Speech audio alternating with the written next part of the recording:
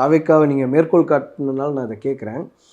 ஒரு காலத்தில் வந்து அந்த கட்சியில் இருக்கக்கூடிய ராஜ்மோகன் சொன்னார், இவர் வந்துட்டார், இவர் கூட இன்னொருத்தர் வருவார், அவரும் வருவார் அப்படிங்கிற மாதிரி அவர் சொன்னது வந்து கிரிட்டிசிசம் ஆணுச்சு, ரொம்ப விமர்சனத்துக்குள்ளானுச்சு. யாருமே வரலப்பா அவங்களோட அப்படின்னு.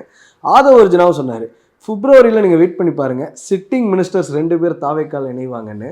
ஆனால் இப்போ வரைக்கும் யாருமே இணையலை. நீங்கள் எப்படி பார்க்குறீங்க அதை? விஜய் சொல்லியே ஒருத்தரும் போகல. இவங்க யார்? சம்சாஸ், யார்? ராஜ்மோகன், ஆதவ அர்ஜுனா, இவெல்லாம் சொல்லி யார் வருவா? விஜய் சொல்லியே வரல.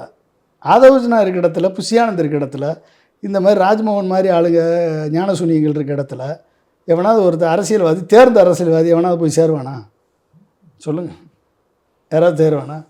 விஜய்ன்ற ஒரு நடிகன் ஸ்கிரிப்ட் எழுதி கொடுத்து பார்த்து அழுகிற நடிகனை போயிட்டு, மேடையில் அழுகிற நடிகனை போயிட்டு, மோடி மாதிரி ஏமாத்துகிற நடிகனை போயிட்டு எவனாவது பார்த்து நம்பி போவானா? போய் சேருவானா?